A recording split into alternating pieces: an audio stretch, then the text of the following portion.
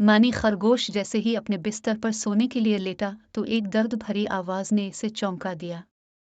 मानी के कान खड़े हो गए। वही आवाज एक बार फिर सुनाई दी। ऐसा लगता था जैसे कोई सख्त तकलीफ में है।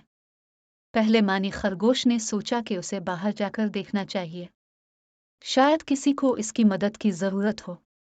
फिर वो ये सोचकर रुक गया कि रात का वक्त है, अगर कोई दरिंदा शिकार की तलाश में फिर रहा होगा तो उसकी जान खतरे में पड़ जाएगी। मैं क्यों अपनी जान खतरे में डालूं? वो सोने की कोशिश करने लगा। करपनी की आवाज में मुसलसल आ रही थी। कुछ देर करवटें बदलने के बाद मानी ने सोचा कि किसी मुसीबत ज़दा की मदद न करना अच्छी बात नहीं। ये सोचकर वो घर से निकल आया। वो आवाज तालाब की तरफ से आ रही थी। मानी खरगोश जब वहां पहुंचा तो उसे जमीन पर कोई बैठा नजर आया। मानी ने आगे बढ़कर देखा, एक रीछ अपनी टांग थामे बैठा था, जो लोहे के एक शिकंजे में फंसी हुई थी। मानी खरगोश ने इससे पूछा, तुम्हारी टांग इस शिकंजे में कैसे फंस गई?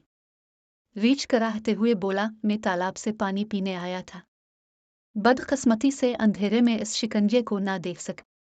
मानी ने झक कर देखा तो समझ गया कि किसी शिकारी ने जानवरों को पकड़ने के लिए झाड़ियों में शिकंजा लगा रखा था। रीछ का पांव अनजाने में इस पर पड़ गया और उसकी टांग फंस गई। दर्द की शिद्दत से रीछ की आंखों में आंसू आ गए थे। मानी ने रीछ की टांग शिकंजे से निकाली चाही मगर नाकाम रहा।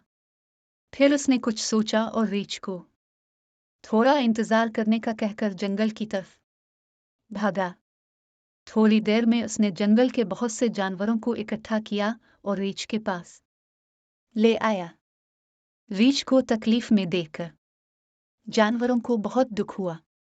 वो शिकंजे से इसकी टांग छुड़ाने की तरकीब सोचने लगे, मगर किसी की समझ में कुछ न आया कि इसकी टांग कैसे छुड़ाई जाए। आखिर यानी गुलहरी बोली, क्यों ना हम जमीन खोकर शिकंजे को बाहर निकाल ले। सुनहरी मुर्गी बोली, तरकीब तो अच्छी है मगर इस बेचारे की टांग तो फिर भी शिकंजे में फंसी रहेगी। मानी खरगोश बोला, सबसे पहले हमें किसी महफूज जगह चले जाना चाहिए ताकि शिकारी से बचा जा सके। फिर शिकंजा खोलने की तरकीब भी सोच लेंगे। इसकी राय से सबने इत्तेफाक किया। चुनाचा मानी खरगोश, हनी गुलहरी और सुनहरी मुर्गी अपने पंजों से जमीन खोदने लगे। बेबतख मिट्टी एक तरफ हटाई जा रही थी। कुछ देर बाद शिकंजा जमीन से निकल आया।